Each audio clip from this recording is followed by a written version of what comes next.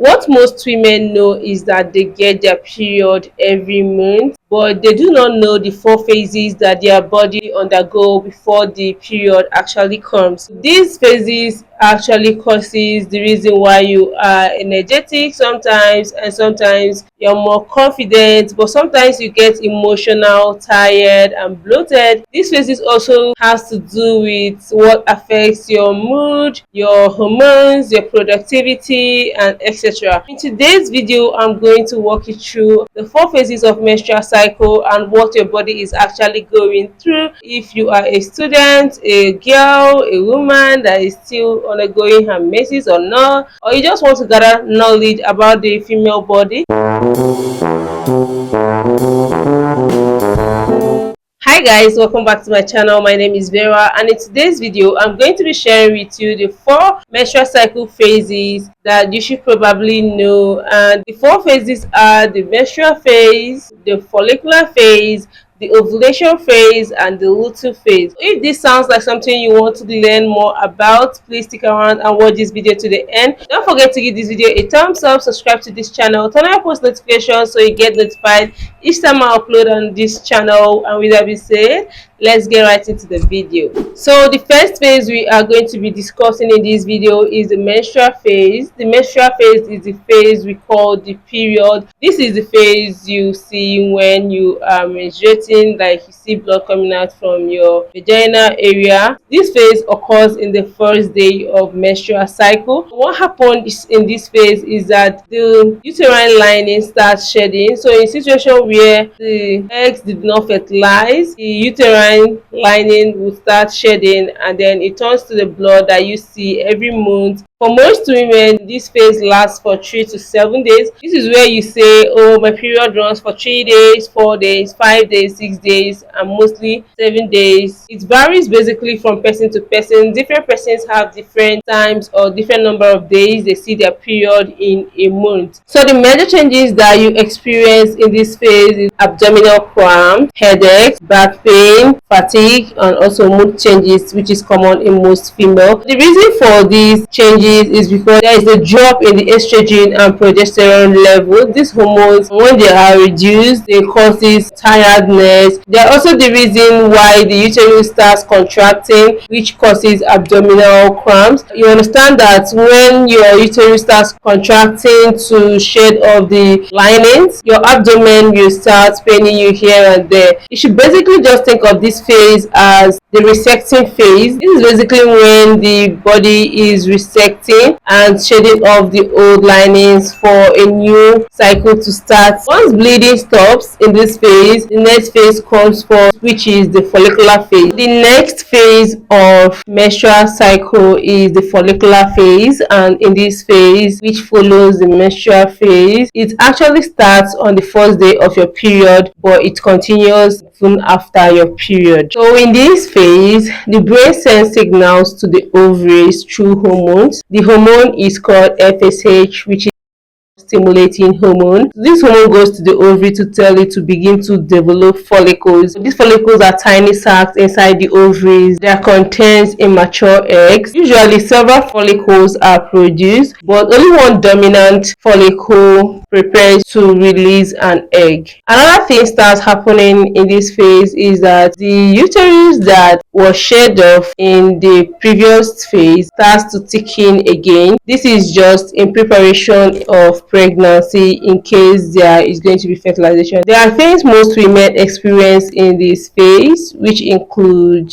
being more energetic, mentally clear, more motivated, and more social. So if you are in your follicular phase, you are basically going to be experiencing some of these things. Why you experience this is because the hormone estrogen increases now, and this estrogen tends to increase mood and energy. In the last phase, this estrogen and progesterone were low, and that was the reason why you were having mood swings and low energy levels, tiredness and all. But because it's increasing, you tend to have more good mood and more energy. So after the follicular phase, the next phase is the fertility phase, which is the ovulation phase. The next and the third phase of menstrual cycle is the ovulation phase. This ovulation phase happens between the middle of menstrual cycle. For people with 28 days menstrual cycle, it usually happens at day 14. And also bear in mind that this varies because not everybody has 28 days menstrual cycle, so yours can vary from another person's own. This is basically the phase where eggs are being released by the ovaries. When ovulation occurs, the follicle in the ovaries releases mature eggs. This mature egg travels to the fallopian tube and it stays there. If sperm is present in this period, fertilization is prone to happen, which will lead to pregnancy. This is why ovulation is known to be the most fertile window of menstrual cycle. There are also physical symptoms that most women experience during this ovulation phase. One is the mucus that comes out becomes clearer and stretchy. Another one is that the body temperature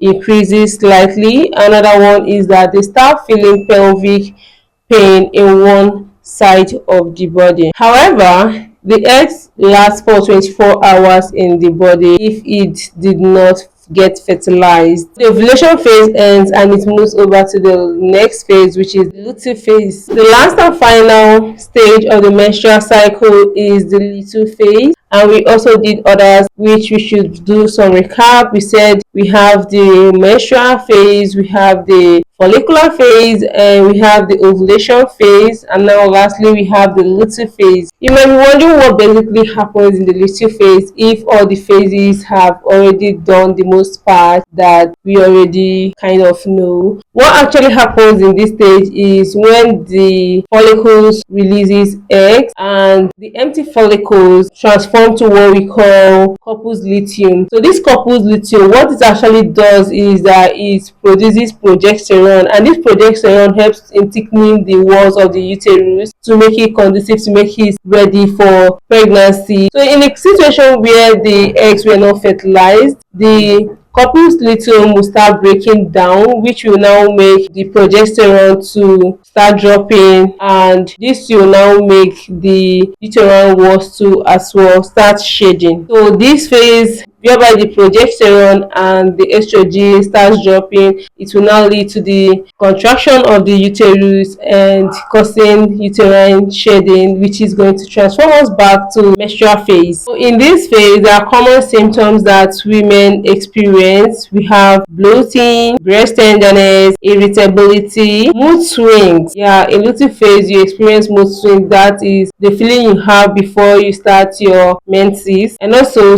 some people experience fatigue. This phase usually lasts for 12 to 14 days. So once the hormones drop, as I rightly said, the uterine lining will start shedding and it goes back to the menstrual phase, which is the first stage of the menstrual cycle. So quickly, let's recap what we've done today. We said there are 4 phases of menstrual cycle. We said we have the menstrual phase, we have the follicular phase, the ovulation phase, and then we have the luteal phase. So the menstrual phase is when the uterine lining is shedding. The follicular phase is when the follicle that produces the eggs gets ready, and then we have the ovulation phase when the eggs are being released into the fallopian tube, and if it's fertilized, then pregnancy occurs. If not, it will go to the final phase, which is the luteal phase. The luteal phase is when the corpus luteum breaks down and the estrogen levels starts reducing, which in turn causes the uterine lining to change, and it goes back to the menstrual phase. Yeah, so this is the end of today's video. I hope you did enjoy this video. I also hope you did learn something from this video, because it's very important that we all know how our body works. If you're using it for studies, hope I did explain the 4 phases of menstrual cycles, and now you do not have any issue memorizing or saying or explaining to somebody else what the phases are. This is the end of today's video. Thank you for watching. Please don't forget to like this video, subscribe to the channel, turn on post notifications so you get notified each time I upload on this channel. Also, don't forget to share this video so that we keep growing on this channel. Thank you for watching. Bye.